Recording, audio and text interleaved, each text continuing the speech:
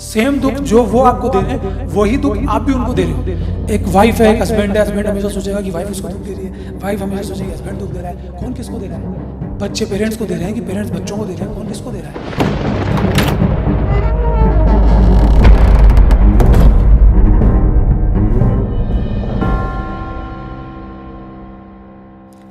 अक्सर ये सुनने में आता है कि रिश्तेदार बहुत परेशान करते हैं, दुख देते हैं, झगड़े करवाते हैं। क्या ये दूसरा पहलू नहीं है? एक इंसान झगड़ों में जाना चाहता है, एक इंसान झगड़ों में इन्वॉल्व होना चाहता है और फिर वो ये सोचता है कि मेरा जीवन सही निकलेगा। अगर आपने आग में हाथ डाला है ना, तो आपका हाथ जलेगा ही। झगड़े हम खुद ही चाहते हैं ना, हमारी इच्छा है ना। अगर हम ये बोल रहे हैं कि जो हमारे रिश्तेदार हैं वो झगड़े कराते हैं, अगर हम ये कह रहे हैं कि हमारे रिश्तेदार बुरे हैं, वो बेकार है, एक दूसरे के प्रति हमारी नाराज़गी है, हम गॉसिप्स करते हैं उनके खिलाफ, तो आप ये जान लीजिए ठीक ऐसी ही स्थिति दूसरे रिश्तेदार की आपके लिए भी है। आप भी तो उनके रिश्तेदार हैं। तो गलती किसी की भी नहीं है, सभी एक ही समस्या से जूझ रहे हैं और ये समस्या है परिवार का निर्माण। इंसान अकेला है, अकेला जाएगा क्यों बोलते हैं?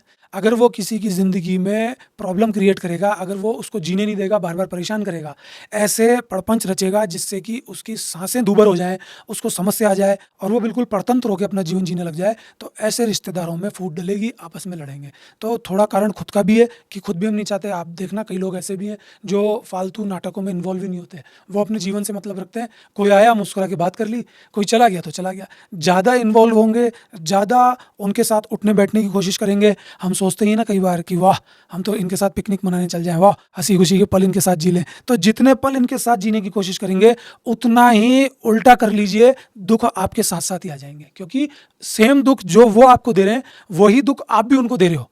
एक वाइफ है, एक हस्बैंड है, हस्बैंड हमेशा सोचेगा कि वाइफ उसको दुख दे रही है, वाइफ हमेशा सोचेगी हस्बैंड दुख दे रहा है। कौन किसको दे रहा है?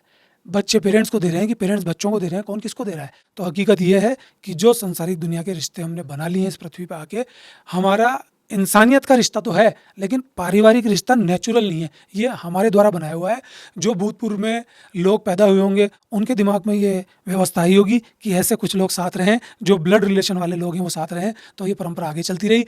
इस परंपरा ने इंसानियत को कितना आगे पहुंचाया या कितना दुख के नज़दीक पहुंचाया, ये तो आपके सामने है। हो सकता है ऐसा नियम बना दिया जाता कि कोई भी साथ रहो लेकिन ब्लड रिलेशन साथ नहीं रहेंगे, हो सकता है ऐसे नियम के अंदर और सुख होता। तो ये तो कोशिश की जाती है अलग अलग नियम बना करके। हकीकत ये है कि इंसान अकेला है, अकेला ही जाएगा।